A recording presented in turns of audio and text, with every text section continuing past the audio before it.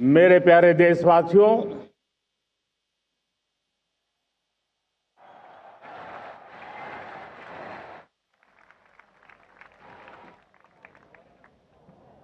आजादी का ये महापर्व 140 करोड़ संकल्पों का पर्व है। आजादी का ये पर्व सामूहिक सिद्धियों का गौरव का पल है। और हृदय उमंग से भरा हुआ है।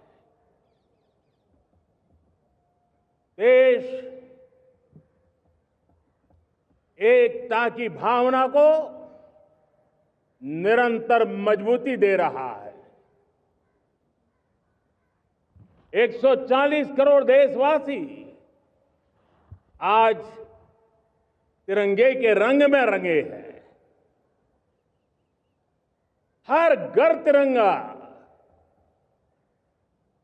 भारत के हर कोने से,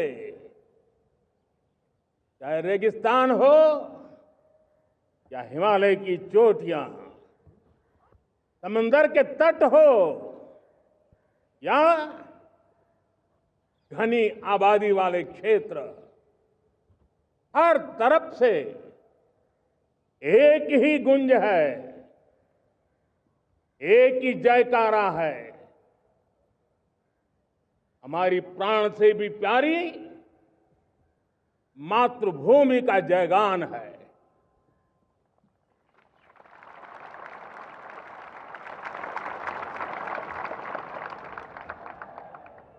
मेरे प्यारे देशवासियों,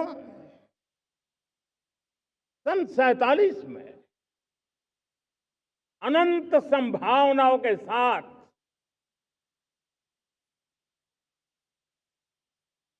कोटि कोटि भुजाओं के सामर्थ्य के साथ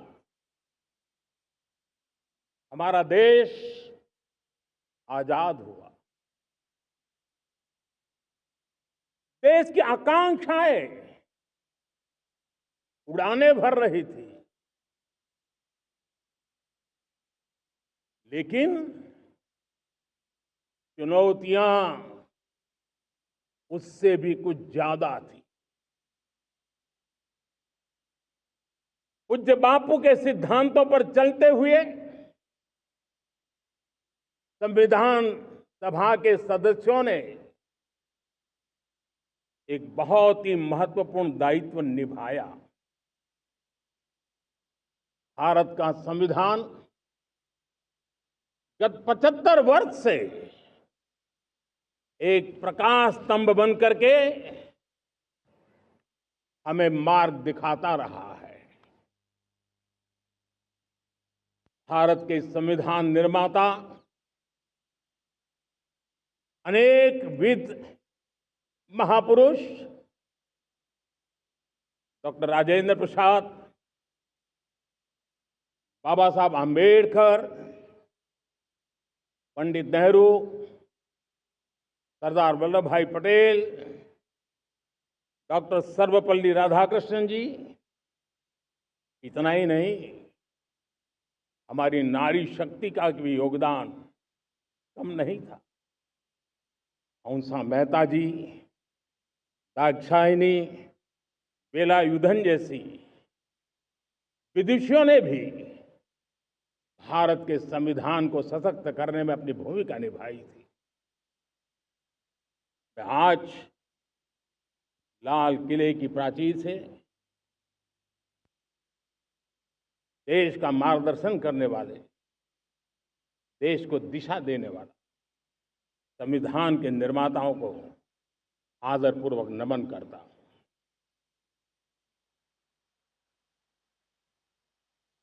मेरे प्यारे देशवासियों, हम आज डॉक्टर श्यामा प्रसाद मुखर्जी की 125वीं जयंती भी मना रहे हैं। डॉक्टर श्यामा प्रसाद मुखर्जी भारत के संविधान के लिए बलिदान देने वाले देश के पहले महापुरुष थे। संविधान के लिए बलिदान, धारा 370 की दीवार गिराकर एक देश एक संविधान के मंत्र को जब हमने साकार किया तो हमने डॉक्टर श्यामा प्रसाद मुखर्जी को सच्ची श्रद्धांजलि दी। लाल किले पर आज कई विशेष महानुभाव उपस्थित हैं। दूर सुदूर गांव के पंचायतों के सदस्य हैं, ड्रोन दीदी के प्रतिनिधि हैं, लखपति दीदी की प्रतिनिधि हैं, खेल जगत से जुड़े लोग हैं, राष्ट्र जीवन में कुछ न कुछ देने वाले यहां महानुभाव उपस्थित हैं। एक प्रकार से यहां मेरी आंखों के सामने मैं लघु भारत के दर्शन कर रहा हूं और टेक्नोलॉजी के माध्यम से विशाल भारत के साथ भी आज लाल किला जुड़ा हुआ है। मैं आजादी के इस महापर्व पर देशवासियों का, विश्व भर में फैलाए हुए भारत प्रेमियों का, हमारे मित्रों का हृदय से बहुत बहुत अभिनंदन करता हूं। साथियों, प्रकृति हम सब की परीक्षा ले रही है। पिछले कुछ दिनों में प्राकृतिक आपदाएं, भूस्खलन, बादलों का फटना, न जाने कितनी कितनी आपदाएं हम झेल रहे हैं। पीड़ितों के साथ हमारी संवेदना है। राज्य सरकारें और केंद्र सरकार मिलकर के बचाव के काम, राहत के काम, पुनर्वसन के काम में पूरी शक्ति से जुटे हुए हैं। साथियों, आज 15 अगस्त का एक विशेष महत्व भी मैं देख रहा। मुझे बहुत गर्व हो रहा है। आज मुझे लाल किले की प्राचीर से ऑपरेशन सिंदूर के वीर जाबाजों को सैल्यूट करने का अवसर मिला है।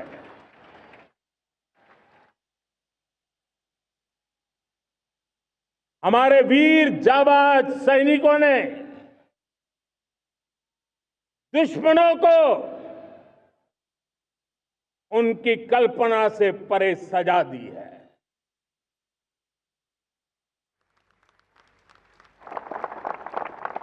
और इस अपील को पहलगाम में सीमा पार से आतंकियों ने आकर के जिस प्रकार का कत्ले आम किया, धर्म पूछ करके लोगों को मारा गया। पत्नी के सामने पति को गोलियां दी, बच्चों के सामने अपने पिता को मौत के घाट उतार दिया गया। पूरा हिंदुस्तान आक्रोश से भरा हुआ था। पूरा विश्व भी इस प्रकार से संहार से चौंक गया था। मेरे प्यारे देशवासियों, ऑपरेशन सिंदूर उसी आक्रोश की अभिव्यक्ति है।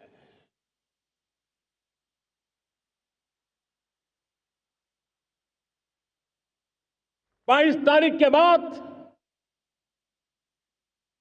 हमने हमारे सेना को खुली छूट दे दी।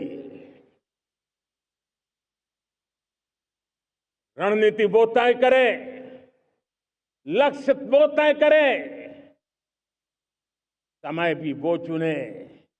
और हमारी सेना ने वो करके दिखाया। जो कई दशकों तक कभी हुआ नहीं था। सैकड़ों किलोमीटर दुश्मन की धरती पर घुस करके आतंकी हेडक्वार्टर्स को मिट्टी में मिला दिया, आतंकी इमारतों को खंडहर बना दिया।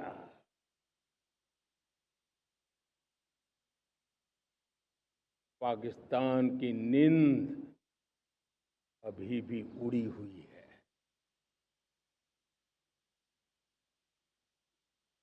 पाकिस्तान में हुई तबाही इतनी बड़ी है कि रोज नए नए खुलासे हो रहे हैं, नई नई जानकारियां आ रही हैं। मेरे प्यारे देशवासियों, हमारा देश कई दशकों से आतंक को झेलता आया हुआ है। देश के सीने को छलनी कर दिया गया है। अब हमने एक न्यू नॉर्मल प्रस्थापित किया। आतंक को और आतंकी को पालने पोसने वालों को, आतंकियों को ताकत देने वालों को अब हम अलग अलग नहीं मानेंगे।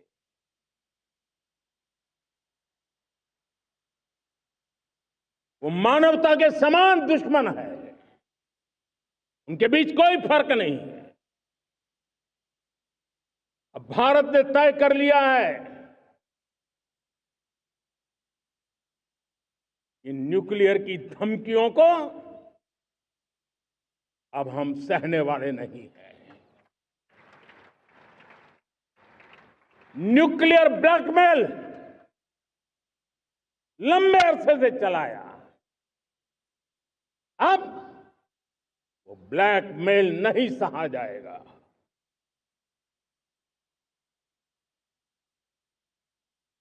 आगे भी अगर दुश्मनों ने ये कोशिश जारी रखी, हमारी सेना तय करेगी, सेना की शर्तों पर, सेना जो समय निर्धारित करे उस समय पर, सेना जो तौर तरीके तय करे उस तौर तरीके से, सेना जो लक्ष्य तय करे उस लक्ष्य को अब हम अमल में ला करके रहने वाले हैं। हम मुंह तोड़ जवाब देंगे। मेरे प्यारे देशवासियों, भारत ने तय कर लिया है,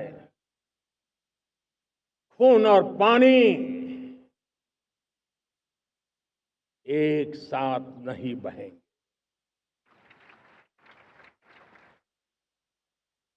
अब देशवासियों को भली भांति पता चला है कि सिंधु का समझौता कितना अन्यायपूर्ण है, कितना एक तरफा है। भारत से निकलती नदियों का पानी दुश्मनों के खेत को सींच रहा है और मेरे देश के किसान, मेरे देश की धरती पानी के बिना प्यासी है।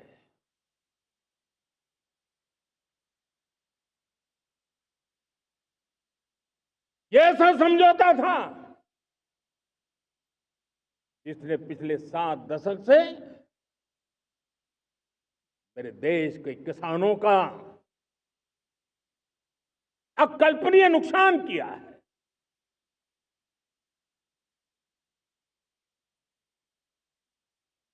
अब हिंदुस्तान के हक का जो पानी है उस पर अधिकार सिर्फ और सिर्फ हिंदुस्तान का है, हिंदुस्तान के किसानों का है। भारत कतई सिंधु समझौते को, उस स्वरूप को दशकों तक सहा है, उस स्वरूप को आगे नहीं सहा जाएगा। किसान हित में, राष्ट्र हित में ये समझौता हमें मंजूर नहीं है।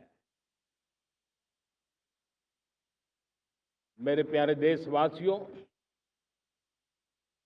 आजादी के लिए असंख्य लोगों ने बलिदान दी, अपनी जवानी खपा दी, जेलों में जिंदगी गुजारी है, फांसी के तख्त पर लटके हैं, कुछ लेने पाने बनने के लिए नहीं, मां भारती के स्वाभिमान के लिए, कोटि कोटि जनों की आजादी के लिए, गुलामी की जंजीरों को तोड़ने के लिए। और मन में एक ही भाव था, स्वाभिमान। साथियों, गुलामी ने हमें निर्धन बना दिया, गुलामी ने हमें निर्भर भी बना दिया, औरों पर हमारी निर्भरता बढ़ती गई। हम सब जानते हैं, आजादी के बाद कोटि कोटि जनों के पेट भरना बड़ी चुनौती थी। लेकिन यही मेरे देश के किसान हैं जिन्होंने खून पसीना एक करके देश के अन्न के भंडार भर दिए।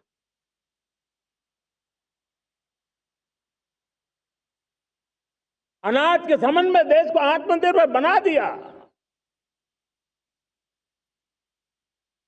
एक राष्ट्र के लिए आत्मसम्मान की सबसे बड़ी कसौटी आज भी उसकी आत्मनिर्भरता है। और मेरे प्यारे देशवासियों, विकसित भारत का आधार भी है आत्मनिर्भर भारत।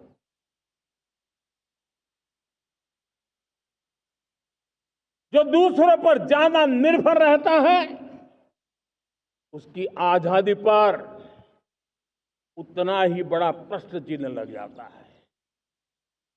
और दुर्भाग्य तो तब बन जाता है जब निर्भरता की आदत लग जाए, पता ही ना चले हम कब आत्मनिर्भरता छोड़ रहे हैं और कब किसी के निर्भर हो जाते हैं। ये आदत खतरे से खाली नहीं है और इसलिए प्रति पल जागरूक रहना पड़ता है आत्मनिर्भर होने के लिए।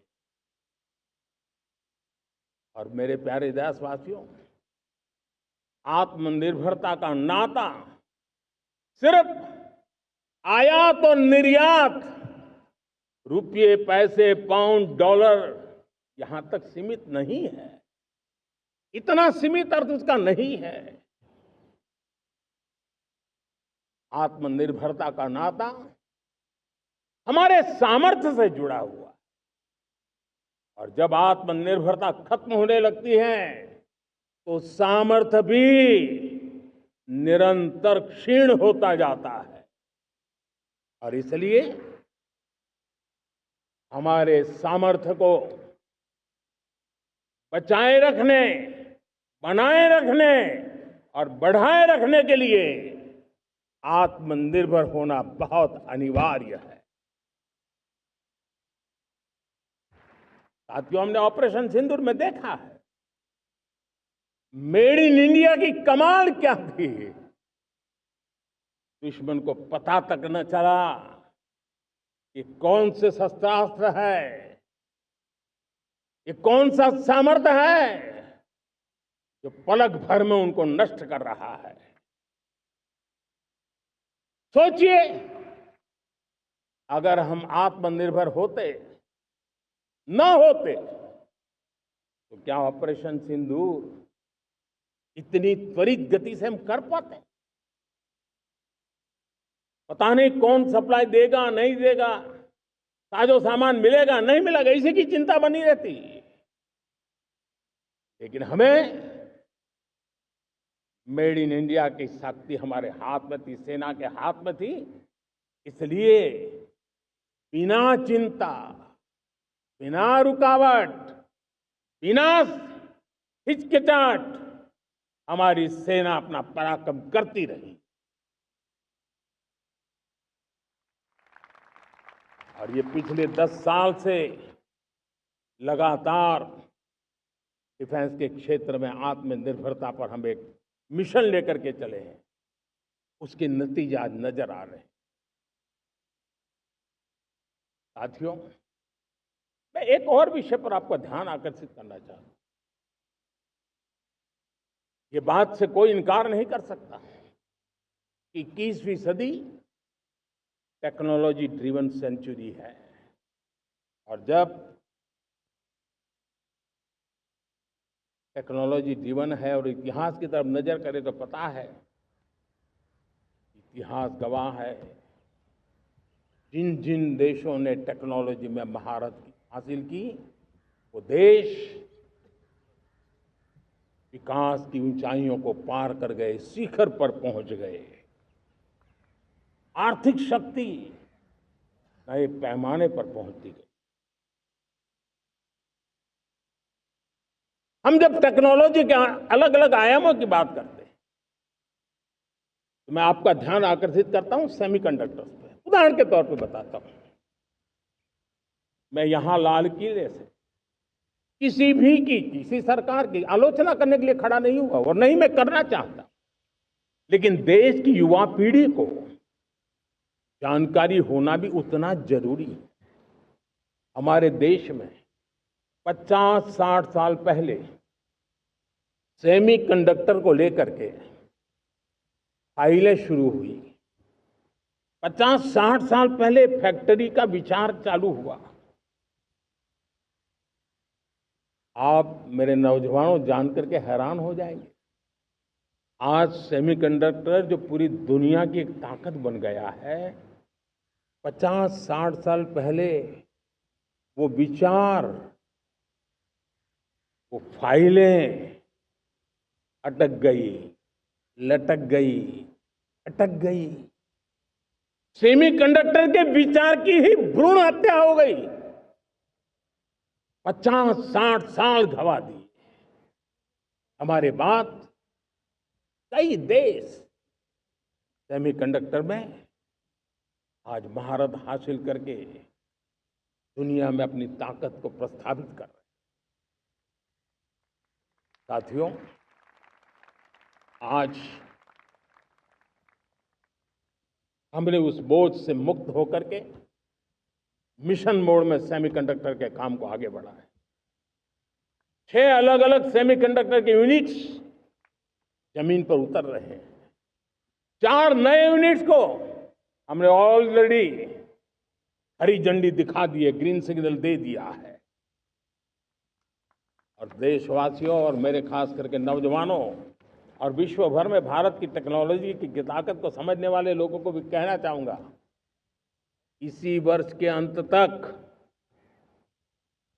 मेड इन इंडिया, भारत की बनी हुई,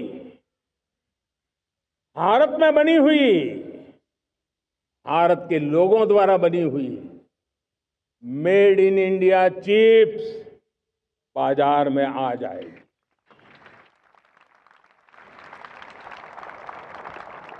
मैं दूसरा उदाहरण देना चाहता हूं।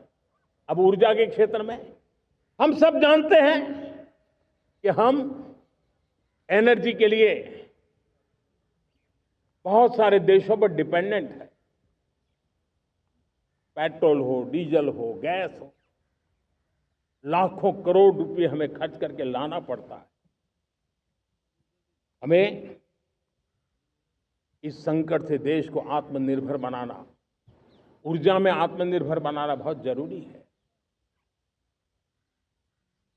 हमने बीड़ा उठाया और आज 11 वर्ष में सोलर एनर्जी 30 गुना बढ़ चुकी है। हम नए नए डैम बना रहे हैं ताकि हाइड्रो का विस्तार हो और हमें क्लीन एनर्जी की उपलब्ध हो। भारत मिशन ग्रीन हाइड्रोजन लेकर के आज हजारों करोड़ रुपए इन्वेस्ट कर रहा है। भविष्य की ऊर्जा को ध्यान में रख करके, ऊर्जा के क्षेत्रों को ध्यान में रख करके भारत न्यूक्लियर एनर्जी पर भी बहुत बड़े इनिशिएटिव ले रहा है। न्यूक्लियर एनर्जी में 10 नए न्यूक्लियर रिएक्टर तेजी से काम कर रहे हैं। 2047 तक, जो कि हमने विकसित भारत का लक्ष्य तय किया है, जब देश की आजादी के 100 साल होंगे, हम परमाणु ऊर्जा क्षमता 10 गुना से भी अधिक बढ़ाने का संकल्प लेकर के आगे बढ़ रहे हैं। मेरे प्यारे देशवासियों, रिफॉर्म एक निरंतर प्रक्रिया है। समयानुकूल परिस्थिति के अनुसार रिफॉर्म करते जाना होता है। हम न्यूक्लियर एनर्जी के क्षेत्र में बहुत बड़े रिफॉर्म लेकर के आए। अब हमने प्राइवेट सेक्टर के लिए भी परमाणु ऊर्जा को उसके द्वार खोल दिए हैं। हम शक्ति को जोड़ना चाहते हैं। मेरे प्यारे देशवासियों, दुनिया जब आज ग्लोबल वार्मिंग को लिए चिंता करती है, तब मैं विश्व को भी बताना चाहता हूं कि भारत ने तय किया था कि हम 2030 तक क्लीन एनर्जी भारत में 50% पहुंचा देंगे। ये लक्ष्य हमारा 2030 तक था। मेरे देशवासियों का सामर्थ्य देखिए, मेरे देशवासियों की संकल्प शक्ति देखिए, मेरे देशवासियों को विकसित भारत बनाने का संकल्प को पूर्ण करने के लिए उनकी दौड़ देखिए। हमने जो लक्ष्य 2030 में तय किया था, वो 50% क्लीन एनर्जी का लक्ष्य 2025 में हमने कर लिया। 5 साल पहले हमने अचीव कर लिया, क्योंकि विश्व के प्रति भी हम उतने ही संवेदनशील हैं, प्रकृति के प्रति भी उतने ही हम जिम्मेवार लोग हैं। मेरे प्यारे देशवासियों, बजट का बहुत बड़ा हिस्सा ये पेट्रोल, डीजल, गैस, इन सब को लाने के लिए खर्च होता था। लाखों करोड़ रुपए चले जाते थे।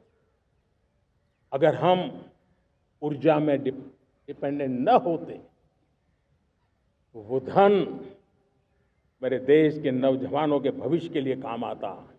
वो धन मेरे देश के गरीबों को गरीबी के खिलाफ लड़ाई लड़ने में काम आता। वो धन मेरे देश के किसानों के कल्याण में काम आता। वो धन मेरे देश के गांव की परिस्थिति को पलटने के लिए काम आता। लेकिन हमें विदेशों को देना पड़ रहा। अब हम आत्मनिर्भर बनने की दिशा में काम कर रहे हैं।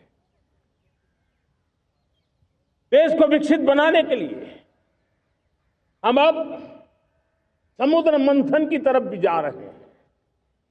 हमारे समुद्र के मंथन को आगे बढ़ाते हुए हम समुद्र के भीतर के तेल के भंडार, गैस के भंडार, उसको खोजने की दिशा में एक मिशन मोड में काम करना चाहते हैं। और इसलिए भारत ने national deep water exploration mission शुरू करने जा रहा है। ये ऊर्जा इंडिपेंडेंट बनने के लिए ये हमारी महत्वपूर्ण घोषणा है। मेरे प्यारे देशवासियों, आज पूरा विश्व क्रिटिकल मिनरल को लेकर के बहुत ही सतर्क हो गया है। उसके सामर्थ्य को लोग भली भांति समझने लगे हैं। कल तक जिस तरफ ज्यादा ध्यान नहीं था, वो आज सेंटर स्टेज पे है। हमारे लिए भी क्रिटिकल मिनरल्स में आत्मनिर्भरता बहुत अनिवार्य है।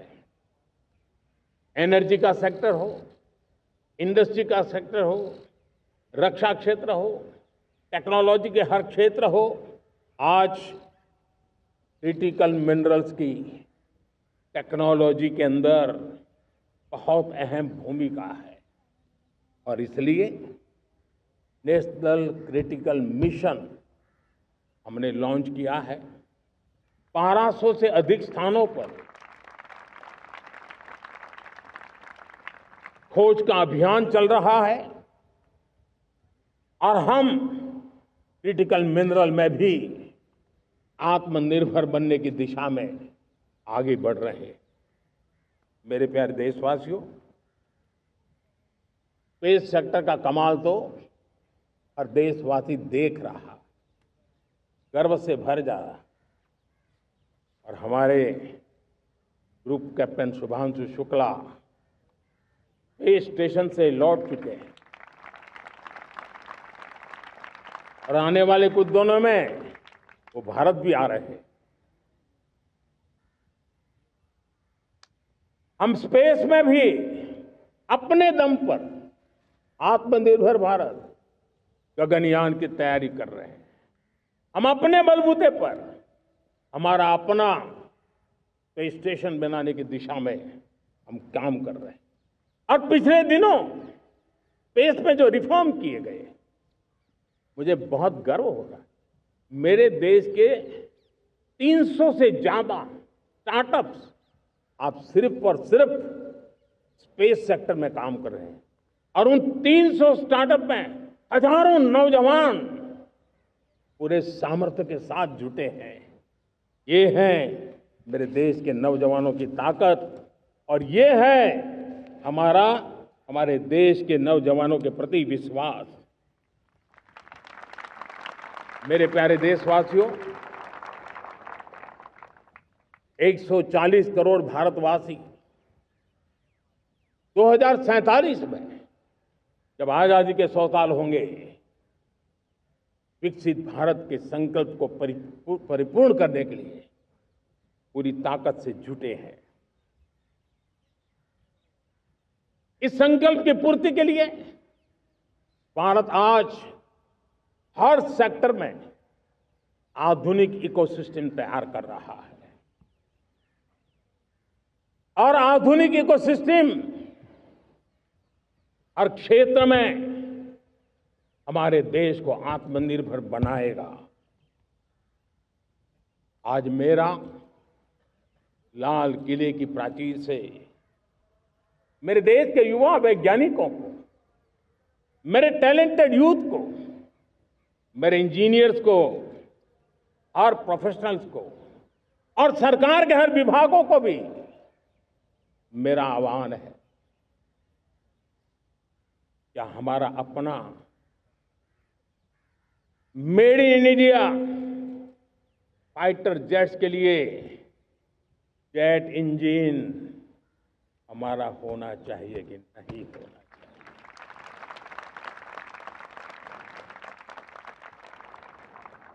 हम फार्मा ऑफ द वर्ल्ड माने जाते हैं।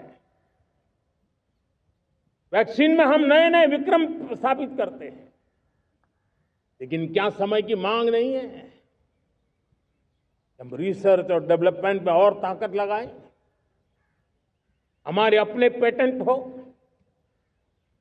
हमारी अपनी बनाई हुई मानव जात के कल्याण की सस्ते से सस्ती और सबसे कारगर नई नई दवाइयों की शोध हो, हर संकट में साइड इफेक्ट के बिना मानव जात के कल्याण में काम आए। बायो 3 पॉलिसी भारत सरकार ने बनाई है। मैं देश के नौजवानों को कहता हूं, आइए बायो 3 पॉलिसी का अध्ययन करके अब कदम उठाइए। देश का भाग्य बदलना है, आपका सहयोग चाहिए। मेरे प्यारे देशवासियों, आज आईटी का युग है, डेटा की ताकत है। क्या समय की मांग नहीं है? ऑपरेटिंग सिस्टम से लेकर के साइबर सुरक्षा तक, डीप टेक से लेकर के आर्टिफिशियल इंटेलिजेंस तक, सारी चीजें हमारी अपनी हो, इस पर हमारे ही लोगों का सामर्थ्य जुटा हुआ हो, उनकी सामर्थ्य शक्ति का विश्व को परिचय कराएं। साथियों, आज दुनिया में सोशल मीडिया का हो, बाकी प्लेटफॉर्म का हो, दुनिया के प्लेटफॉर्म पर हम काम कर रहे हैं। दुनिया ने हमने दिखा दिया है, यूपीआई का हमारा प्लेटफॉर्म आज दुनिया को अजोबा कर रहा है। हमारे में सामर्थ्य है। रियल टाइम ट्रांजैक्शन में 50% अकेला भारत यूपीआई के माध्यम से कर रहा है। इसका मतलब की ताकत है।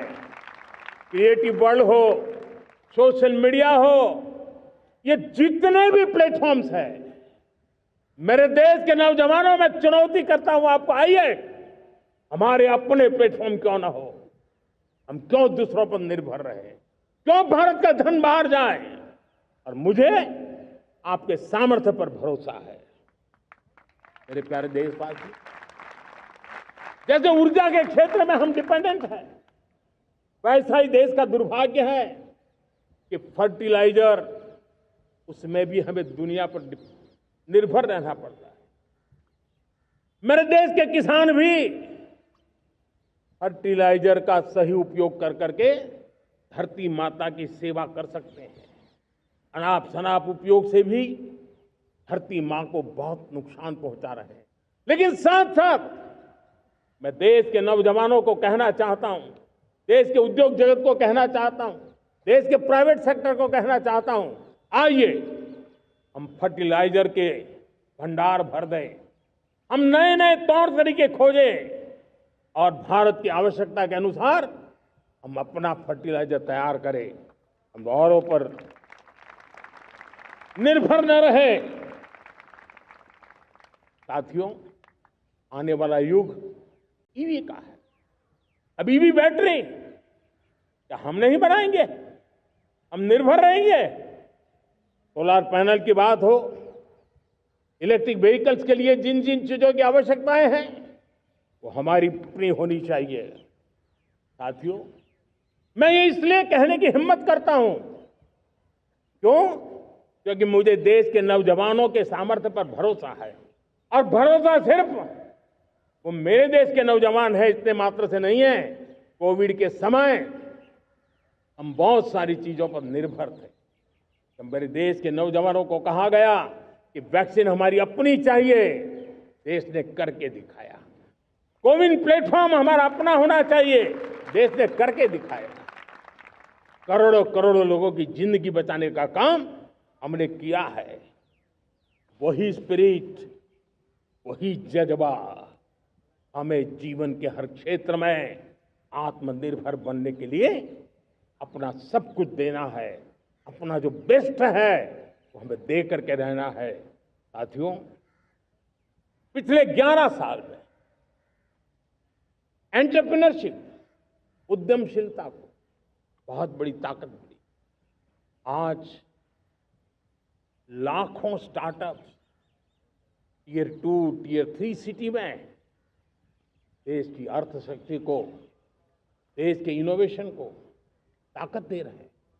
उसी प्रकार से मुद्रा योजना से हमारे देश के करोड़ों नौजवान, उसमें भी हमारी बेटियां, करोड़ों करोड़ों लोग मुद्रा से लोन लेकर के अपना खुद का कारोबार कर रहे हैं। खुद तो अपने पैरों पर खड़े हुए हैं, लेकिन औरों को भी पैरों पर खड़े रहने की ताकत देते हैं।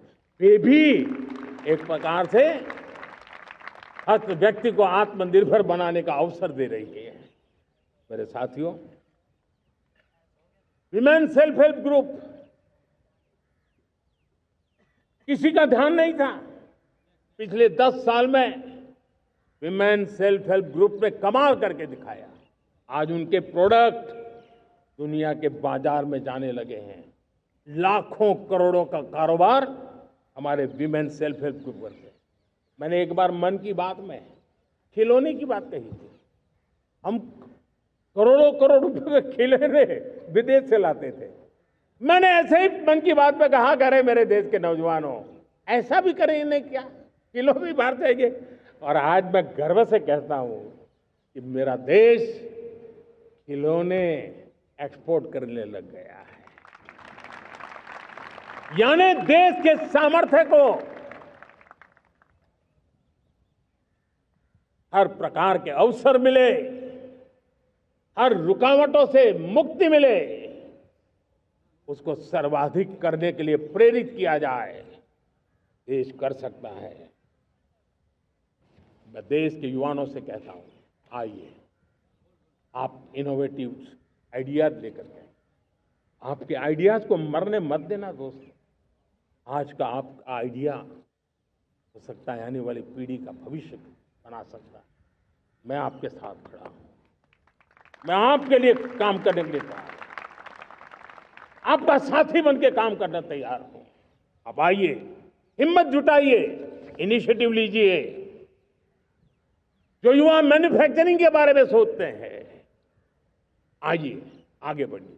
सरकार के नियमों में बदलाव करना है, मुझे बताइए। अब देश रुकना नहीं चाहता है।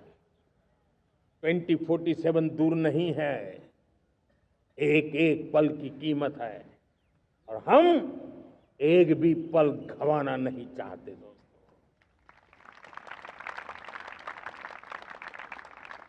साथियों, ये आगे बढ़ने का अवसर है, बड़े सपने देखने का अवसर है, संकल्प के लिए समर्पित होने का अवसर है। जब सरकार आपके साथ है और मैं स्वयं आपके साथ हूं, तब हम नया इतिहास बना सकते हैं। साथियों, आज नेशनल मैन्युफैक्चरिंग मिशन पर बहुत तेजी से काम हो रहा है। हमारे एमएसएमई, उसका लोहा दुनिया मानती है। ये दुनिया में बड़ी बड़ी चीजें बनती है ना, कुछ न कुछ तो औजार हमारे देश के एमएसएमई के द्वारा जाते हैं, बड़े गर्व के साथ जाते हैं। लेकिन हम कॉम्प्रिहेंसिव इंटीग्रेटेड विकास की राह पर जाना चाहते हैं और इसलिए उनकी शक्ति बढ़े। और उसमें भी मैंने पहले एक बार लाल किले से कहा था, जीरो डिफेक्ट जीरो इफेक्ट। आज कहना चाहता हूं कि हमें विश्व बाजार में अपने सामर्थ्य का लोहा मनवाना है, तो हमें क्वालिटी में निरंतर नई ऊंचाइयों को पार करना। दुनिया क्वालिटी को स्वीकार करती है, हमारी गुणवत्ता सबसे ज्यादा हो और सरकार के भी प्रयास हो, रॉ मटेरियल की भी उपलब्धि हो, हमारी प्रोडक्शन की कॉस्ट कैसे कम हो, हम उसमें दम रह गए। और साथियों, हम सभी जो उत्पादन के क्षेत्र में लगे हैं, उन सबका मंत्र होना चाहिए, दाम कम लेकिन दम ज्यादा। हमारी हर प्रोडक्ट का दम ज्यादा हो लेकिन दाम कम हो। इस भाव को लेकर के हमें आगे बढ़ना है। मेरे प्यारे देशवासियों, आजादी के लिए अनगिनत लोगों ने बलिदान दिए हैं। मैंने पहले भी कहा, जवानी खपा दी, फांसी पे लटक गए। क्यों? स्वतंत्र भारत के लिए। 75-100 साल पहले का वो कालखंड याद कीजिए। पूरा देश स्वतंत्र भारत के मंत्र को लेकर के जीता था। आज समय की मांग है, स्वतंत्र भारत का मंत्र लेकर के जीने वालों ने हमें स्वतंत्र भारत दिया। आज 140 करोड़ देशवासियों का एक ही मंत्र होना चाहिए, समृद्ध भारत। अगर कोटि कोटि लोगों के बलिदान से स्वतंत्र भारत हो सकता है, तो कोटि कोटि लोगों के संकल्प से, पुरुषार्थ से, आत्मनिर्भर बनने से वोकल फॉर लोकल की बात करने से, स्वदेशी का मंत्र को जापने से समृद्ध भारत भी बन सकता है। वो पीढ़ी स्वतंत्र भारत के लिए खप गई थी, ये पीढ़ी समृद्ध भारत के लिए नए कदम उठाए, यही समय की मांग है। और इसलिए मैं आज बार बार आग्रह करता हूं और मैं देश के सभी इन्फ्लुएंसर्स को कहना चाहता हूं, इस मंत्र को आगे बढ़ाने में मेरी मदद कीजिए। मैं सभी राजनीतिक दलों को, राजनेताओं को सबसे कहता हूं कि आइए, ये किसी राजनीतिक दल का एजेंडा नहीं है, भारत हम सबका है। हम मिलकर के वोकल फॉर लोकल उस मंत्र को हर नागरिक के जीवन का मंत्र बनाएं। भारत में बनी हुई, भारत के नागरिकों के पसीने से बनी हुई वो चीजें जिसमें भारत की मिट्टी की महक हो और जो भारत के आत्मनिर्भर के संकल्प को ताकत देता हो, हम उसी को खरीदेंगे, हम उसी का उपयोग करेंगे, हम उस दिशा में आगे आए। यह हमारा सामूहिक संकल्प हो, देखते ही देखते हम दुनिया बदल देंगे। दोस्तों, मैं आज हर छोटे मोटे व्यापारी को, दुकानदार से आग्रह करना चाहता हूं, आपकी भी जिम्मेवारी है। हम छोटे थे, हमने कभी बाजार में देखा नहीं था कि शुद्ध घी की दुकान, ऐसे ही लिखा जाता था घी की दुकान, लेकिन समय रहते लोग लिखने लगे शुद्ध घी की दुकान। मैं चाहता हूं देश में ऐसे व्यापारी आगे आए, ऐसे दुकानदार आए, यहां स्वदेशी माल बिकता है वो बोर्ड लगा रहे हैं। हम स्वदेशी का गर्व करने लगे।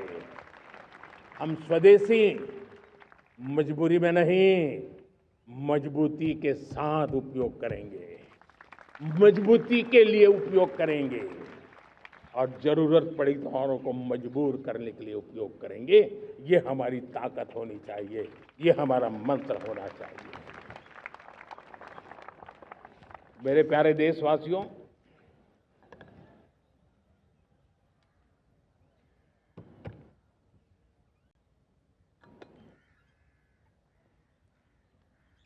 मुझे बहुत लंबे समय से सरकार में काम करने का अवसर मिला है। मैंने कई सारे उतार चढ़ाव देखे हैं, सरकारों की मुसीबतों से भी मैं परिचित हूं, व्यवस्थाओं की मर्यादाओं से भी परिचित हूं, लेकिन उसके बावजूद भी हमारी जिम्मेवारी है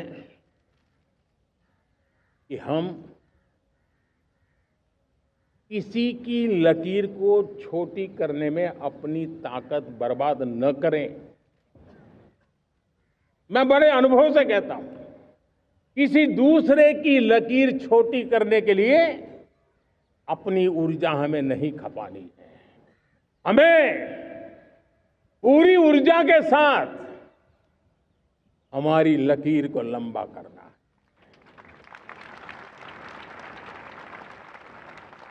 हम अगर अपनी लकीर लंबी करते हैं तो दुनिया भी हमारा लोहा मानेगी। आज जब वैश्विक परिस्थितियों में आर्थिक स्वार्थ दिनों दिन बढ़ रहा है, तब समय की मांग है कि हम उन संकटों के रोते बैठने की जरूरत नहीं है। हिम्मत के साथ हम अपनी लकीर को लंबी करें। और मैं 25 साल के शासन के अनुभव से कह सकता हूं, अगर ये रास्ता हमने चुन लिया, हर किसी ने चुन लिया, तो फिर कोई स्वार्थ हमें अपनी चंगुल में नहीं फंसा सकता है।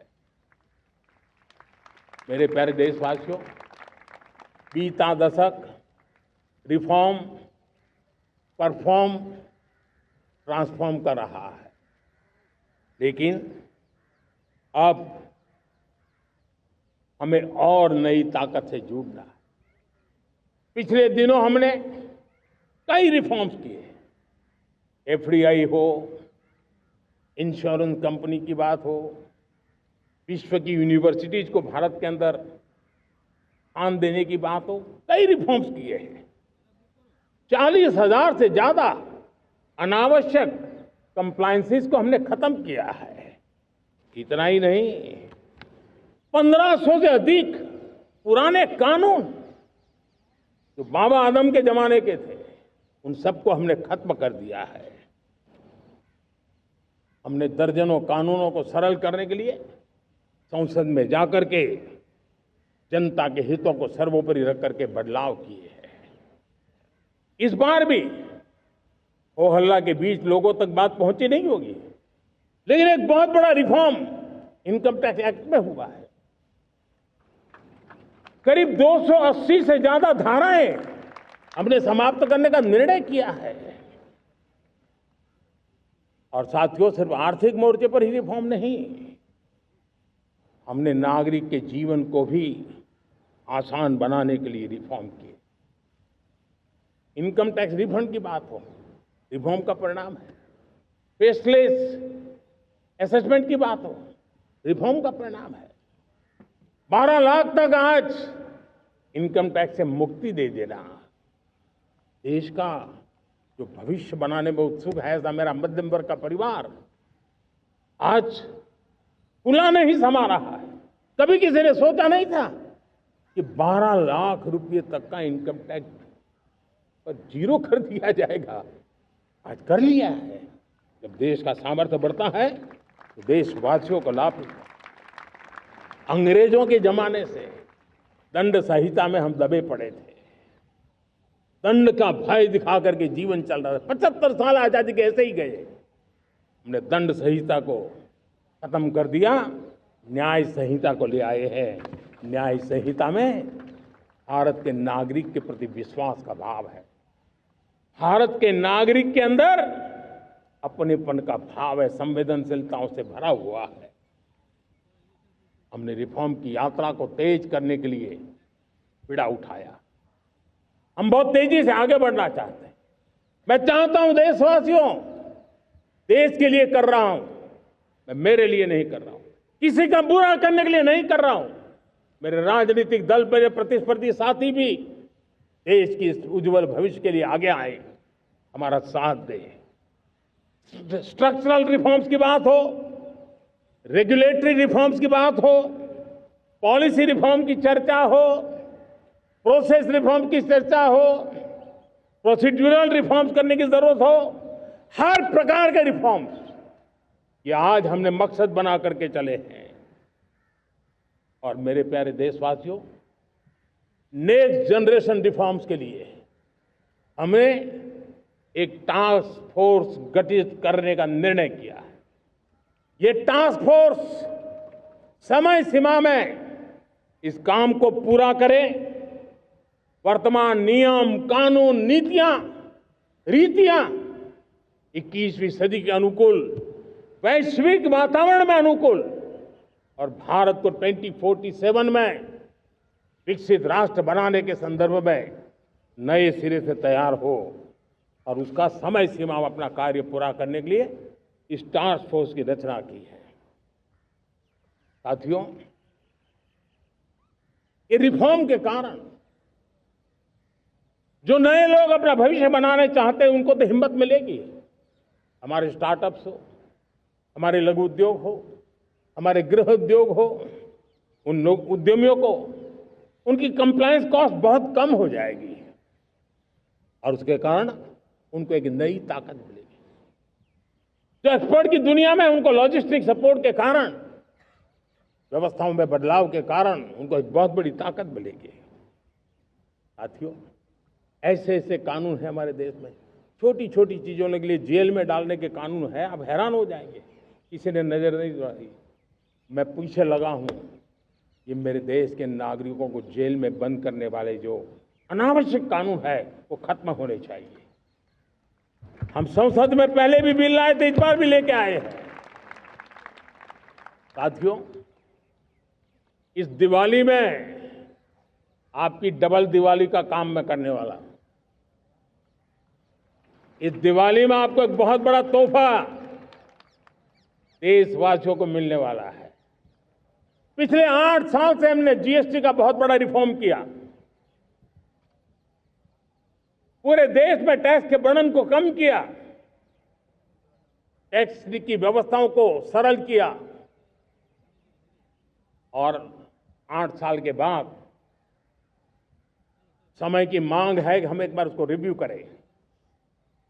हमने एक हाई पावर कमेटी को बिठा करके रिव्यू शुरू किया, राज्यों से भी विचार विमर्श किया और मेरे प्यारे देशवासियों, हम नेक्स्ट जनरेशन जीएसटी रिफॉर्म्स लेकर के आ रहे हैं। ये दिवाली के अंदर आपके लिए तोहफा बन जाएंगे। सामान्य मानवीय की जरूरतों के टैक्स भारी मात्रा में कम कर दिए जाएंगे। बहुत बड़ी सुविधा बढ़ेगी। हमारे एमएसएमई, हमारे लघु उद्यमी, इनको बहुत बड़ा लाभ मिलेगा। रोजमर्रा की चीजें बहुत सस्ती हो जाएगी और उससे इकोनॉमी को भी एक नया बल मिलने वाला है। मेरे प्यारे देशवासियों, आज देश तीसरी बड़ी इकोनॉमी बनने के लिए समय है, तेज गति से आगे बढ़ रहा है।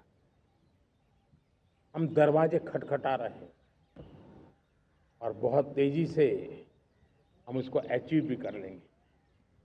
और कोई तो दिन होगा मैं आपके बीच आकर के लाल किले की प्राचीर से ये खबर भी सुनाऊंगा।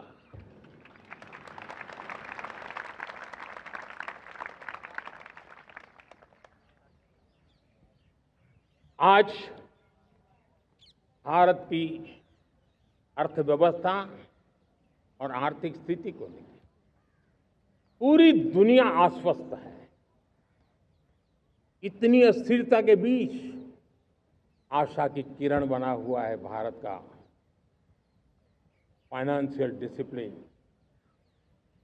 भारत की फाइनेंस की ऊर्जा। संकट के घेरे में जब अर्थव्यवस्था पड़ी हुई है, तब भारत ही उसे बाहर निकलेगा, ये भरोसा दुनिया में पनपा है। आज इन्फ्लेशन कंट्रोल में है, फॉरेन एक्सचेंज रिजर्व हमारे बहुत मजबूत है, हमारे मैक्रो इकोनॉमिक इंडिकेटर्स बहुत मजबूत है। ग्लोबल रेटिंग एजेंसी भी लगातार भारत की सराहना करती हैं, भारत की अर्थव्यवस्था पर ज़्यादा से ज़्यादा विश्वास व्यक्त कर रही है। ये बढ़ती हुई अर्थव्यवस्था का लाभ मेरे देश के गरीबों को मिले, मेरे देश के किसानों को मिले, मेरे देश की नारी शक्ति को मिले, मेरे देश के मध्यम वर्ग को मिले, मेरे देश की विकास धारा को ताकत देने वाला बने। उस दिशा में हम नए नए प्रयास करें। आज युवाओं के लिए नए नए सेक्टर्स में हमारे नौजवानों के लिए अवसर बन रहे हैं। स्किल डेवलपमेंट, स्वरोजगार, बड़ी बड़ी कंपनियों में इंटर्नशिप, इस पर एक बहुत बड़े स्तर पर अभियान चल रहा है। और इसलिए देश के नौजवानों, आज मैं आपके लिए भी एक खुश खबर लेकर के आया। मेरे देश के नौजवानों के लिए आया। आज 15 अगस्त है। आज 15 अगस्त के ही दिन मेरे देश के युवाओं के लिए 1 लाख करोड़ रुपए की योजना हम चालू कर रहे हैं, लागू कर रहे हैं। आज से प्रधानमंत्री विकसित भारत रोजगार योजना आज ही 15 अगस्त को लागू हो रही है। ये आपके लिए बहुत खुशखबरी है। इस योजना के तहत निजी क्षेत्र में पहली नौकरी पाने वाले नौजवान को, बेटे बेटी को 15,000 रुपया सरकार की तरफ से दिए जाएंगे। कंपनियों को भी नए रोजगार देने के अवसर जो भी ज्यादा जुटाएगा, उनको भी प्रोत्साहन राशि दी जाएगी। प्रधानमंत्री विकसित भारत रोजगार योजना करीब करीब 3.5 करोड़ नौजवानों को रोजगार के नए अवसर बनाएगी। मैं सभी नौजवानों को इसके लिए बहुत बहुत बधाई देता हूं। मेरे प्यारे देशवासियों, आज भारत में नारी शक्ति का लोहा हर कोई मानने लगा। बढ़ती इकोनॉमी की लाभार्थी हमारी नारी है, लेकिन बढ़ती इकोनॉमी को गति देने में भी हमारी नारी का बहुत बड़ा योगदान भी, हमारी मातृशक्ति का योगदान है, हमारी स्त्री शक्ति का योगदान है। स्टार्टअप से लेकर स्पेस सेक्टर तक हमारी बेटियां छाई हुई हैं, खेल के मैदान में छाई हुई हैं, फौज में चमक रही है। आज गर्व के साथ नारी कंधे से कंधा मिला करके देश की विकास यात्रा में भागीदार हो रही।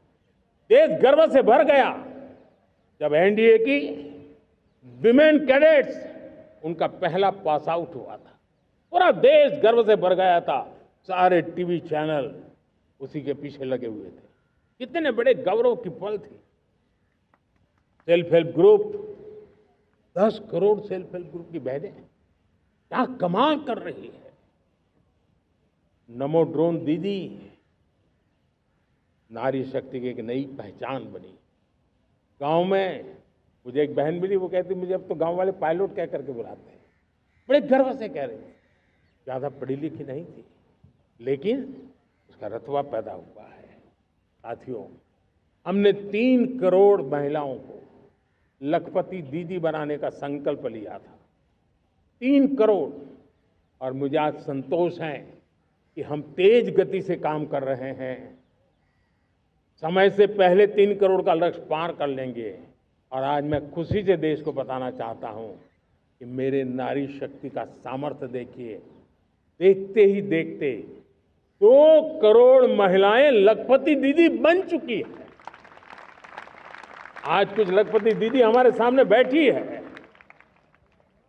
ये है मेरे सामर्थ्य।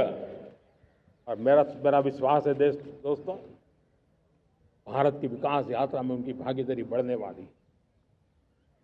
मेरे प्यारे देशवासियों, मेरे देश के किसानों का भारत की अर्थव्यवस्था में बहुत बड़ा योगदान है। भारत के किसानों की मेहनत रंग ला रही है। पिछले साल अनाज के उत्पादन में मेरे देश के किसानों ने के पुराने सारे विक्रम तोड़ दिए हैं। ये सामर्थ्य है मेरे देश का। उतनी ही जमीन, लेकिन व्यवस्थाएं बदली, पानी पहुंचने लगा, अच्छे सीड्स मिलने लगे, किसानों को अच्छी सुविधाएं मिलने लगी, तो वो अपना सामर्थ्य देश के लिए बढ़ा रहा है। आज भारत दूध, दाल, जूट जैसे उत्पादन में नंबर 1 है दुनिया में। आज दुनिया का दूसरा सबसे बड़ा फिश प्रोड्यूसर, मेरे मछुआरा भाई बहनों की ताकत देखिए। फिश प्रोड्यूसर में दुनिया में हम दूसरे नंबर पर पहुंच चुके हैं। आज भारत चावल, गेहूं, फल और सब्जी के उत्पादन में भी दुनिया में दूसरे नंबर पर पहुंच चुका है। साथियों, आपको खुशी होगी, मेरे देश के किसान जो पैदावार देते हैं, आज वो उत्पादन दुनिया के बाजार में पहुंच रहा है। 4 लाख करोड़ रुपया एग्रो प्रोडक्ट का एक्सपोर्ट हुआ है। ये मेरे देश के किसानों ने हमें ताकत दिखाई है। हम छोटे किसान हो, पशुपालक हो, मछुआरे हो, देश के विकास की अनेक योजनाओं का लाभ आज हम उन तक पहुंचा रहे हैं। पीएम किसान सम्मान निधि हो, रेन वाटर हार्वेस्टिंग हो, सिंचाई की योजनाएं हो, क्वालिटी सीड्स हो, फर्टिलाइजर की आवश्यकता हो, हर क्षेत्र में आज और किसान को एक भरोसा हो गया है फसल बीमा का, वो साहसिक बना रहा है, उसका परिणाम भी देश को मिल रहा है। जो पहले कल्पना की बात थी आज हकीकत बन गई है। देशवासियों, हमारे देश के पशुधन को बचाने के हमें कोविड की वैक्सीन मुफ्त में मिली, वो तो याद है, लेकिन हम पशुधन के लिए भी अब तक 125 डोज मुफ्त में पशुओं को लगा चुके हैं। फूट एंड माउथ डिसीज से मुक्ति पाने के लिए, जो हमारा यहाँ उत्तर भारत में उसे खुरपका मुंहपका बीमारी कहते हैं, उसे बचाने के लिए 125 करोड़ डोज हम लगा चुके हैं और मुफ्त में लगा चुके हैं। हम खेती के मामले में देश के वो जिले जहां के किसान औरों से पीछे रह गए, किसी न किसी कारण से 100 जिले ऐसे हैं जहां अपेक्षाकृत कम खेती है, और इसलिए हमने 100 जिले आइडेंटिफाई किए हैं पूरे देश में से, और वहां के किसानों को एम्पावर करना, किसानों को शक्ति देना, किसानों को मदद करने का एक अभियान चलाया है। और इसके लिए पीएम धन धान्य कृषि योजना का आरंभ किया है। पीएम धन धान्य कृषि योजना वो देश के 100 जिले जहां थोड़ी सी भी मदद कर देंगे तो वहां का किसान भी भारत के अन्य किसानों की बराबरी कर देगा। मेरे प्यारे देशवासियों, भारत के किसान, भारत के पशुपालक, भारत के मछुआरे, ये हमारी सबसे बड़ी प्राथमिकता है। भारत के किसान, भारत के मछुआरे, भारत के पशुपालक, उनसे जुड़ी किसी भी अहितकारी नीति के आगे मोदी दीवार बन के खड़ा है।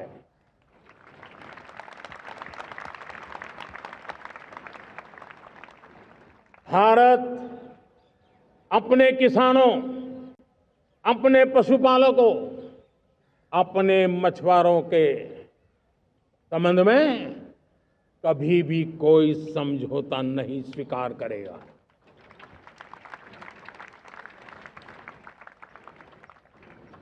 प्यारे देशवासियों, गरीबी क्या होती है मुझे किताबों में पढ़ना नहीं पड़ा है, मैं जानता हूं, सरकार में भी रहा हूं, और इसलिए मेरी कोशिश रही है कि सरकार फाइलों में नहीं होनी चाहिए। सरकार देश के नागरिकों की लाइफ में होनी चाहिए। दलित हो, पीड़ित हो, शोषित हो, वंचित हो,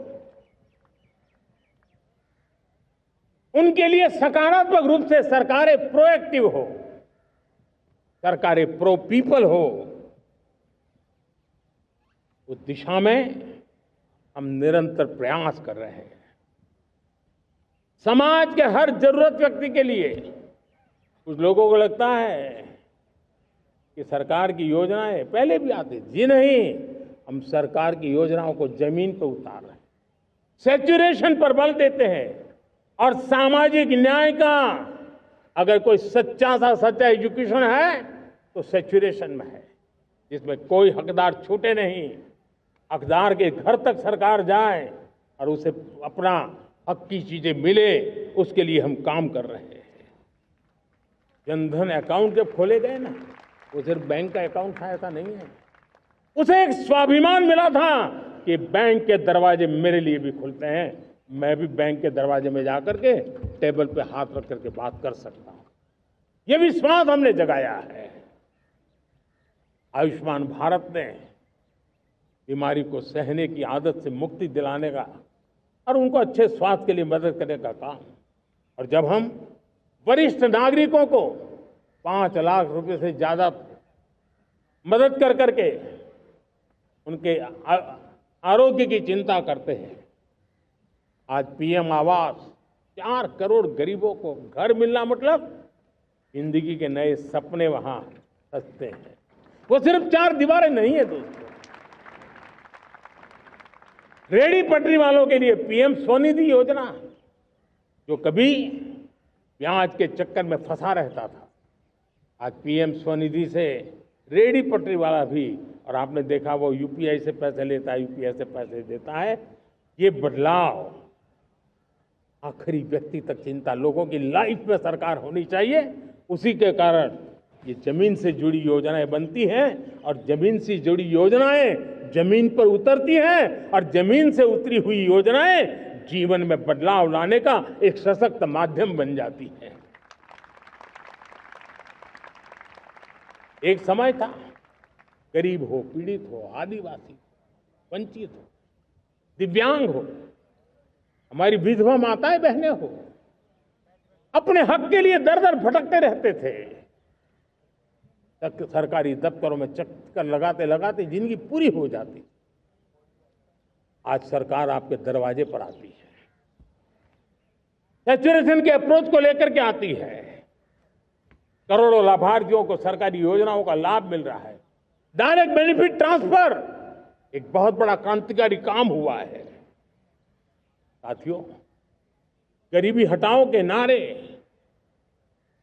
देश ने बहुत सुने हैं, लाल किले से भी सुने, और देश सुन सुन करके थक गया था और देश ने मान लिया था कि गरीबी हट नहीं सकती है।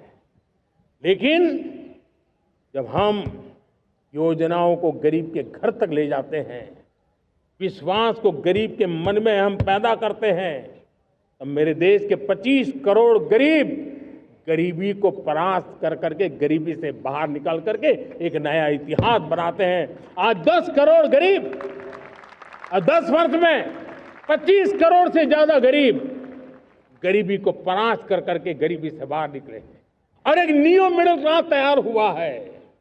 मेरे साथियों, ये नियो मिडिल क्लास और मिडिल क्लास एक ऐसी जुगलबंदी है जिसमें एस्पिरेशन भी है, एफर्ट भी है। वो देश को आगे बढ़ाने के लिए बहुत बड़ा सामर्थ्य बनने वाली है। मेरे प्यारे देशवासियों, बहुत ही निकट भविष्य में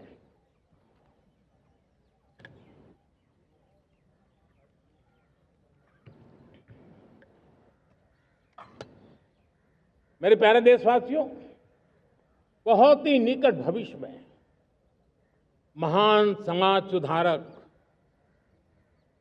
महात्मा ज्योतिबा फुले जी की 200वीं जयंती आ रही है।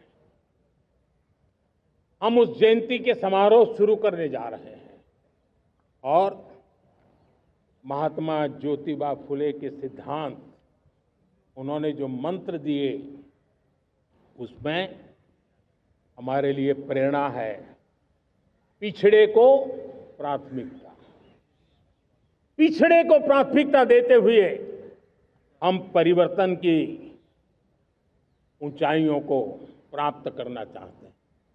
हम इसके लिए परिश्रम की पराकाष्ठा करना चाहते हैं। हम पारदर्शी नीतियों के द्वारा पिछड़ों को प्राथमिकता, ये हम धरती पर उतारना चाहते हैं, हर पिछड़े के जीवन में उतारना चाहते हैं। साथियों, रेहड़ी पटरी वालों के लिए स्वनिधि योजना हो या हमारे हुनर वाले, हाथ से काम करने वाले विश्वकर्मा योजना की बात हो, आदिवासी में भी जो पिछड़े रह गए हैं उनके लिए पीएम जनधन की योजना की बात हो, हमारे पूर्वी भारत को विकास में पूरे देश के अंदर बराबरी में लाना और उनको नेतृत्व देने की दिशा में काम हो। हम सिर्फ समाज पिछड़े हो उनकी चिंता तक अटकने वाले नहीं है। जो क्षेत्र पिछड़े हैं उनको भी हम प्राथमिकता देना चाहते हैं। जो जिले पिछड़े रहे हैं हम उनको प्राथमिकता देना चाहते हैं। जो ब्लॉक पिछड़े रहे हैं उनको प्राथमिकता देना चाहते हैं। हमने 100 एस्पिरेशनल डिस्ट्रिक्ट, 500 एस्पिरेशनल ब्लॉक, उसी मिशन में काम किया है। हमने पूर्वी भारत के विकास के लिए हजारों करोड़ रुपए के इंफ्रास्ट्रक्चर के प्रोजेक्ट को बल दिया है। हमने पूर्वी भारत के जीवन को बदल करके देश की विकास यात्रा में भागीदार बनने का, मेरे प्यारे देशवासियों, जीवन हर क्षेत्र में विकास होना चाहिए।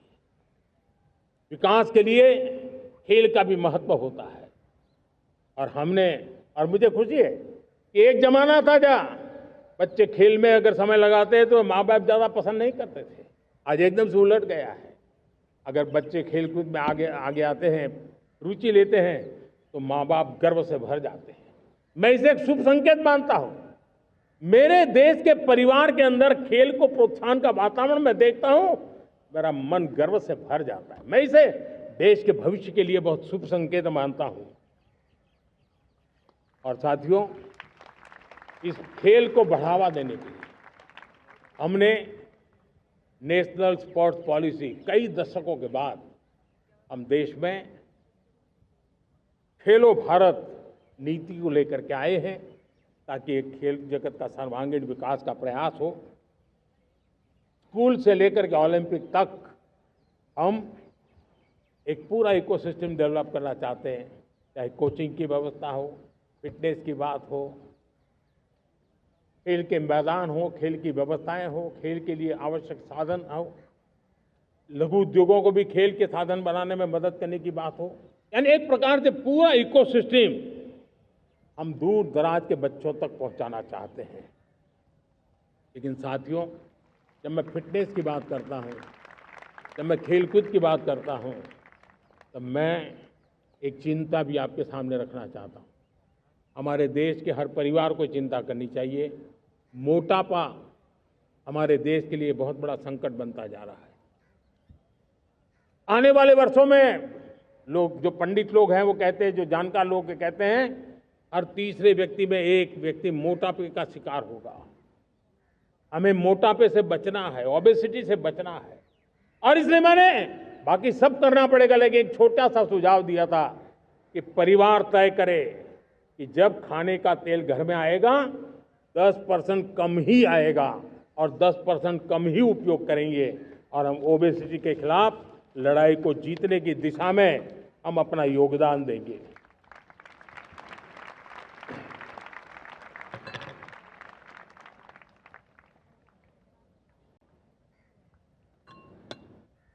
मेरे प्यारे देशवासियों, हमारा देश भाग्यवान है।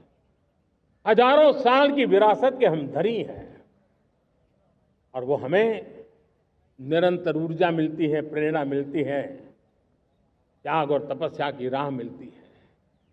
आज गुरु तेग बहादुर, यह वर्ष गुरु तेग बहादुर जी का 350वां शहीदी वर्ष है।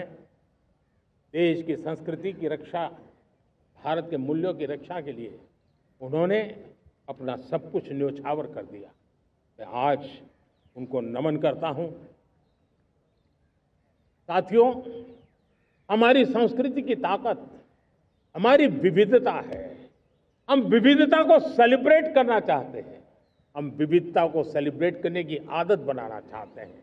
यह हमारा गौरव है कि हमारा भारत माँ का यह बगीचा कितने विविध प्रकार के फूलों से सजा हुआ है, कितनी विविधताएं हैं। ये विविधता हमारे लिए एक बहुत बड़ा, हमारी विरासत है, बहुत बड़ा गौरव है। हमने प्रयागराज के महाकुंभ में देखा भारत की विविधता को कैसे जिया जाता है।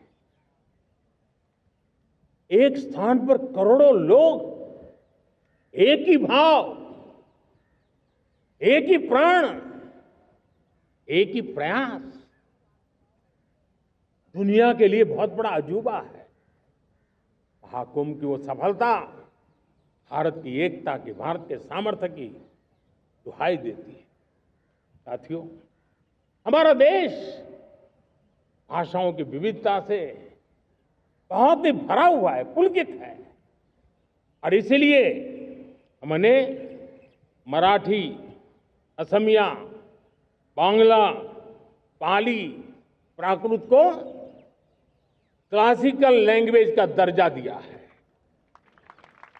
और मेरा मत है हमारी भाषाएं जितनी विकसित होगी, हमारी सभी भाषाएं जितनी समृद्ध होगी, हमारे नॉलेज के सिस्टम को भी उतना ही बल मिलने वाला है। और हमारी वो ताकत है, आज जब डेटा का जमाना है ना, तो ये ताकत दुनिया के लिए भी बड़ी ताकत बन सकती है। इतना सामर्थ्य हमारी लैंग्वेज में। हमें हमारी सभी भाषाओं पर गर्व होना चाहिए। हमारी सभी भाषाओं के विकास के लिए हर किसी ने बनते हुए प्रयास करना चाहिए। साथियों, पांडुलिपि में हमारे ज्ञान के भंडार पड़े हैं, लेकिन उसके प्रति उदासीनता रही है।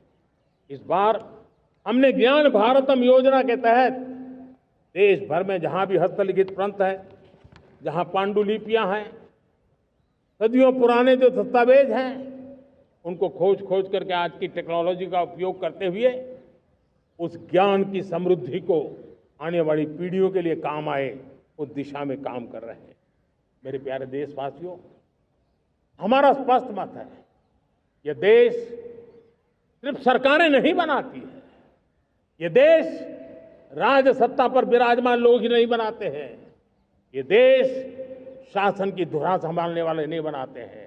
ये देश बनता है कोटि कोटि जनों के पुरुषार्थ से, ऋषियों के, मुनियों से, वैज्ञानिकों के, शिक्षकों के, किसानों के, जवानों के, सेना के, मजदूरों के, हर किसी के प्रयास से देश बनता है।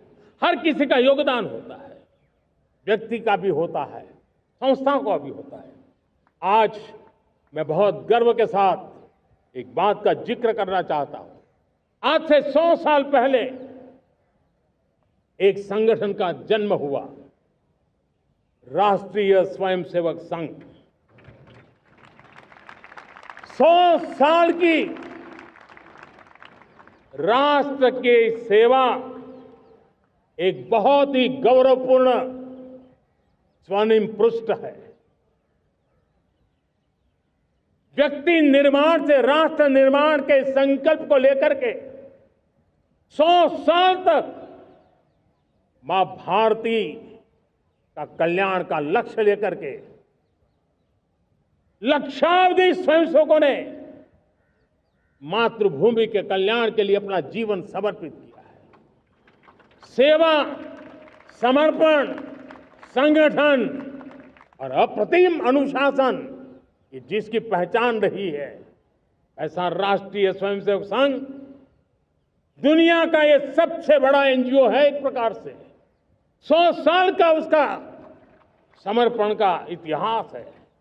आज लाल किले की प्राचीर से 100 साल की इस राष्ट्र सेवा की यात्रा में योगदान करने वाले सभी स्वयंसेवकों को आदरपूर्वक स्मरण करता हूं और देश गर्व करता है राष्ट्रीय स्वयंसेवक संघ की इस 100 साल की भव्य समर्पित यात्रा को, और हमें प्रेरणा देता रहेगा।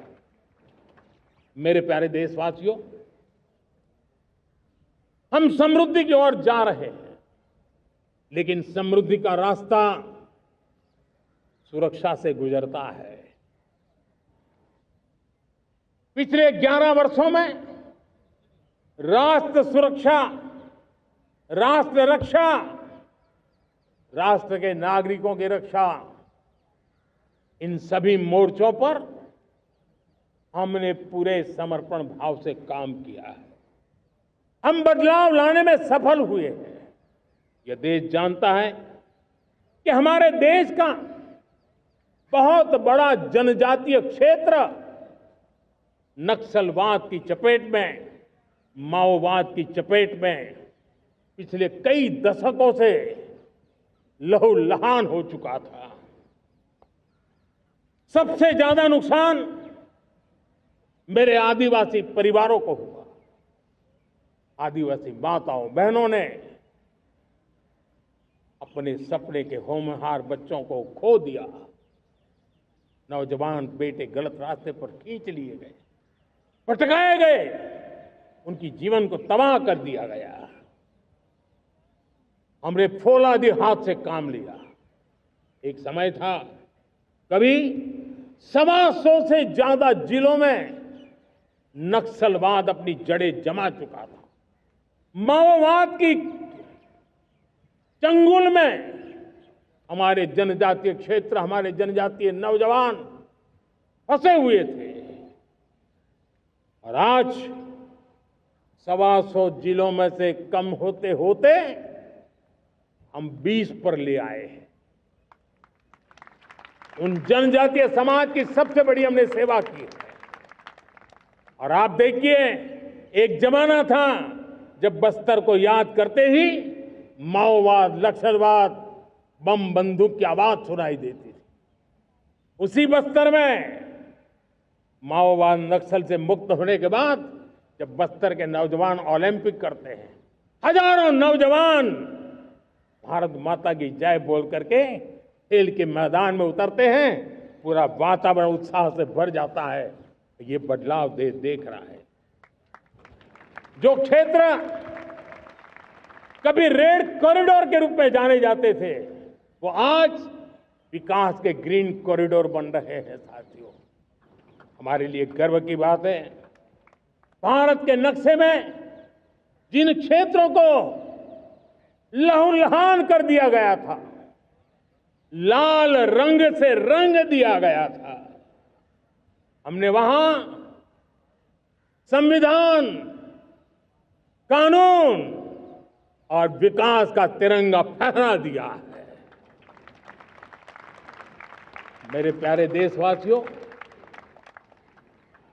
ये भगवान बिरसा मुंडा की 150वीं जयंती का अवसर है। तब इन जनजातीय क्षेत्रों को नक्सल से मुक्त कर करके, मेरे जनजातीय परिवार के नौजवानों की जिंदगी बचा करके हमने भगवान बिरसा मुंडा को एक सच्ची श्रद्धांजलि दी है।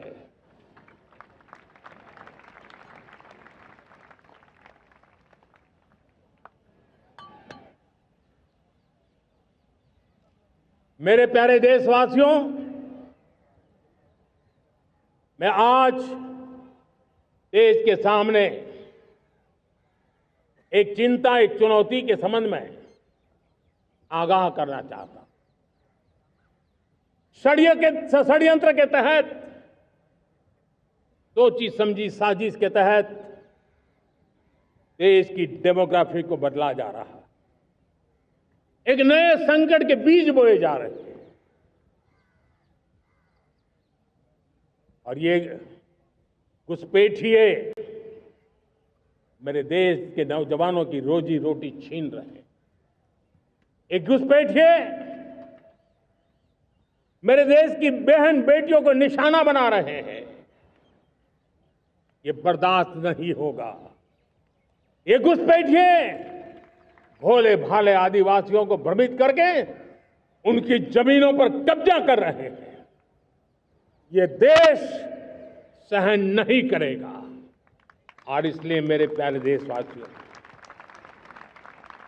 जब डेमोग्राफी परिवर्तन होता है, सीमावर्ती क्षेत्रों में डेमोग्राफी में परिवर्तन होता है, तब राष्ट्रीय सुरक्षा के लिए संकट पैदा होता है। देश की एकता, अखंडता और प्रगति के लिए ये संकट पैदा, सामाजिक तनाव के बीज बो देता है। और कोई देश अपना देश घुसपैठियों के हवाले नहीं कर सकता है। दुनिया का कोई देश नहीं कर सकता है, तो हम भारत को कैसे कर सकते हैं?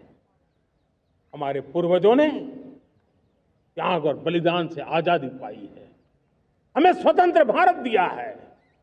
उन महापुरुषों के प्रति हमारा कर्तव्य है कि हम हमारे देश में ऐसी हरकतों को स्वीकार न करें। उनकी सच्ची श्रद्धांजलि होगी।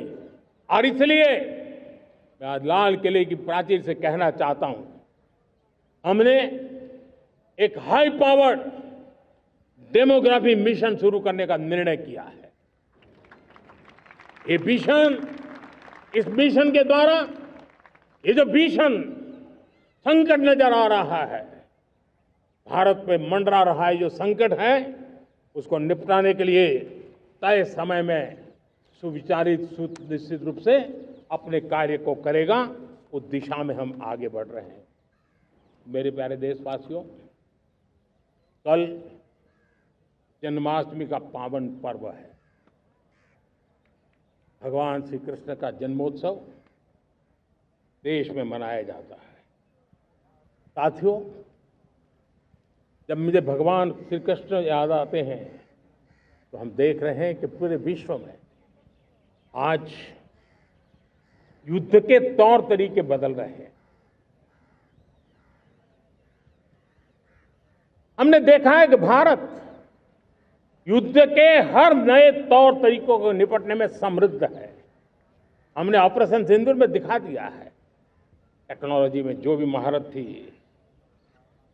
पाकिस्तान ने हमारे सैन्य ठिकानों पर, हमारे एयरबेस पर, हमारे संवेदनशील स्थानों पर, हमारे आस्था के केंद्रों पर, हमारे नागरिकों पर मिसाइल्स, ड्रोन अनगिनत मात्रा में उन्होंने वार किया। देश ने देखा है, लेकिन देश को सुरक्षित रखने के जो प्रयास पिछले 10 साल में हुए हैं, उस ताकत का परिणाम था कि उनके हर हमले को हमारे जाबाजों ने और हमारी टेक्नोलॉजी ने तिनके की तरह बिखेर दी।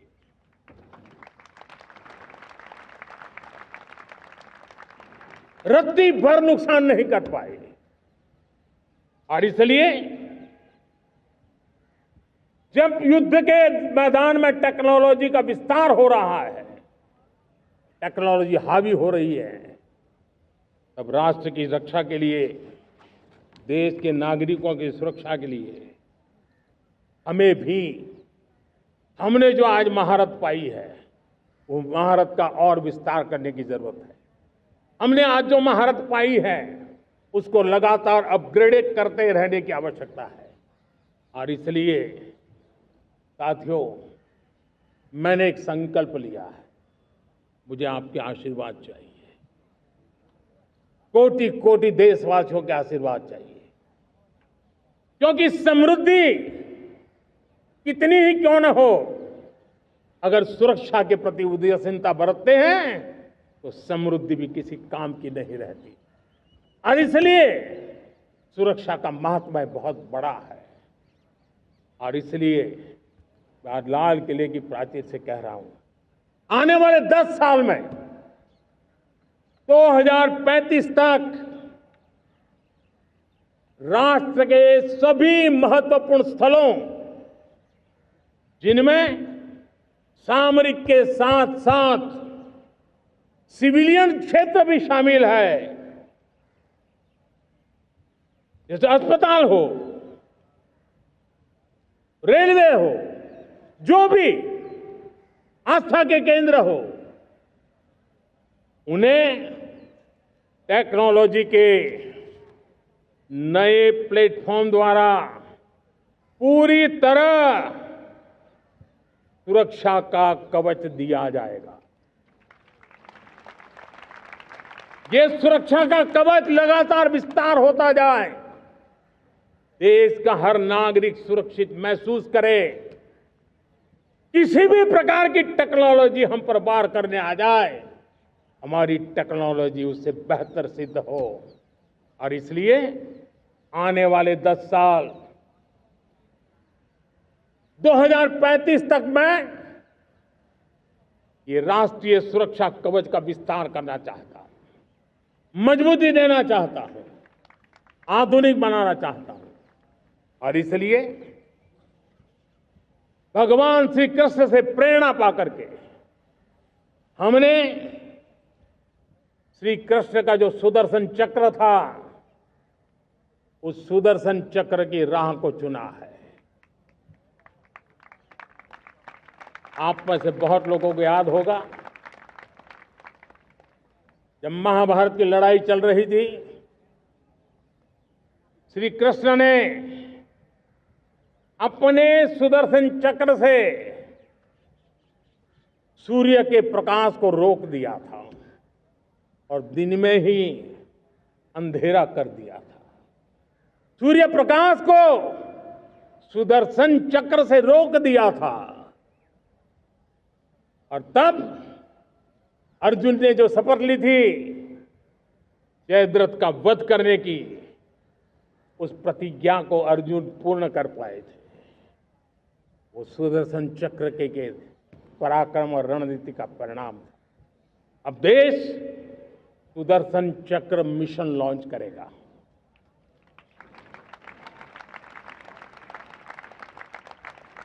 ये मिशन सुदर्शन चक्र एक पावरफुल वेपन सिस्टम दुश्मन के हमले को न्यूट्रलाइज तो करेगा ही करेगा, लेकिन कई गुना ज्यादा दुश्मन पर हिट बैक करेगा।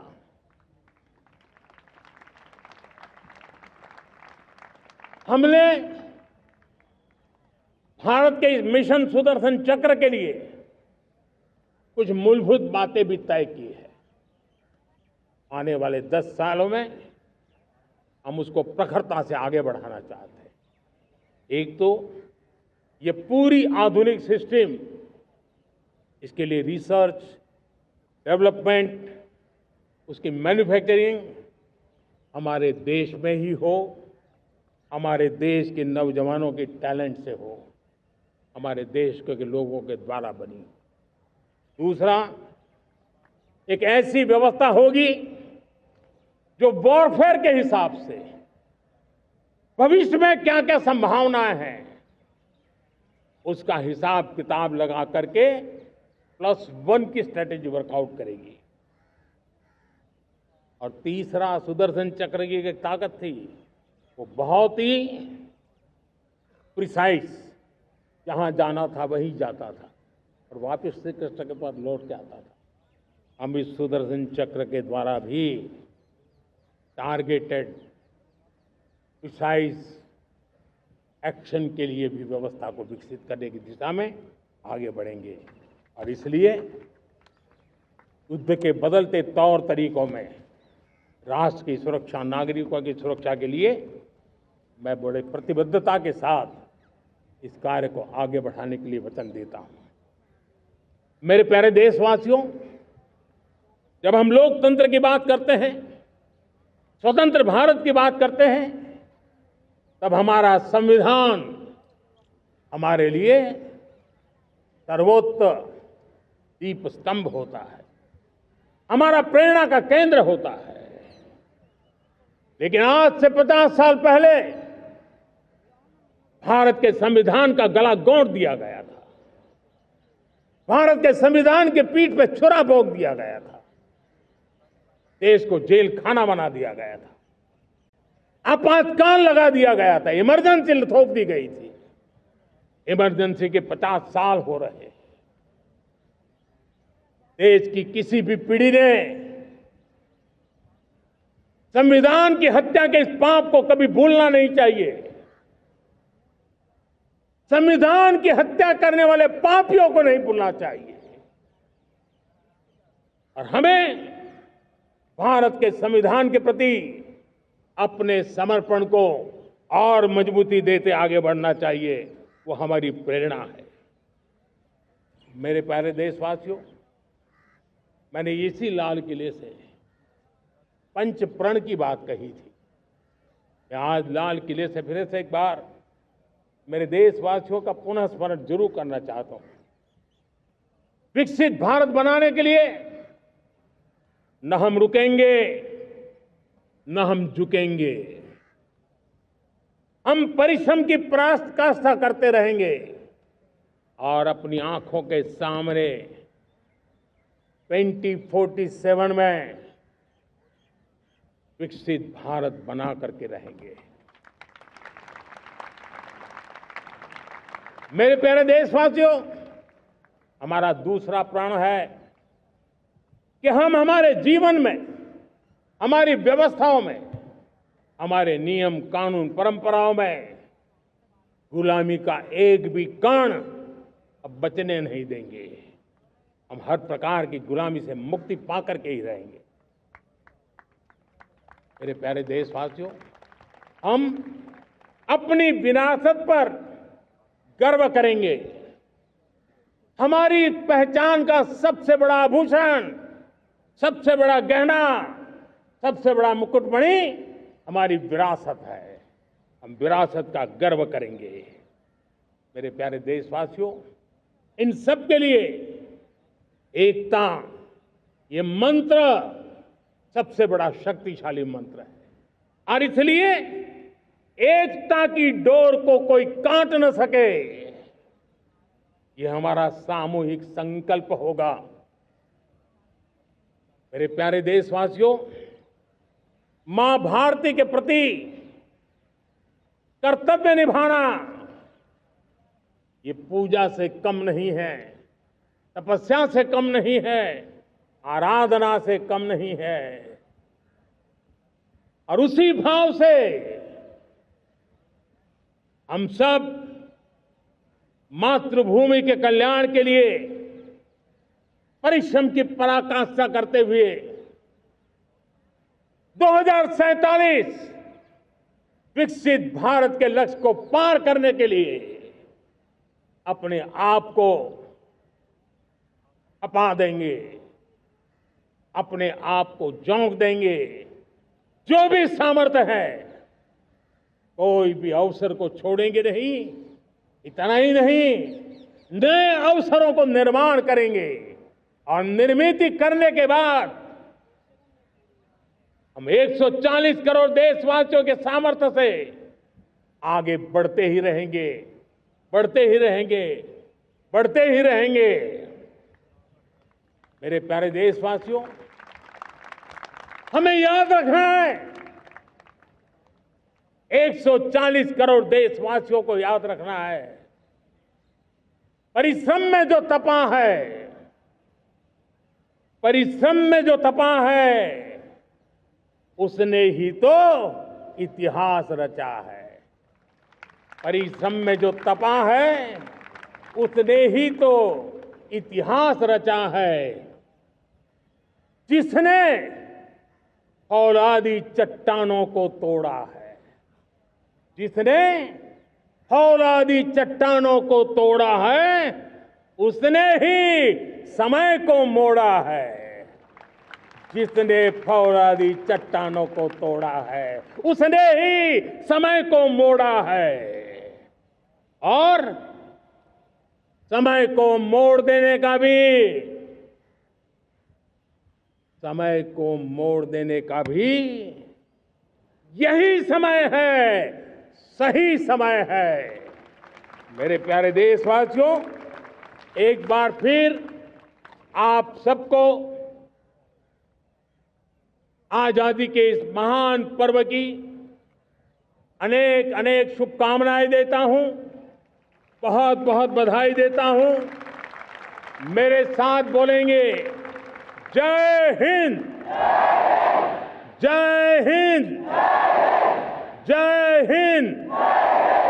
भारत माता की, भारत माता की, भारत माता की। वंदे, वंदे, वंदे। बहुत बहुत धन्यवाद।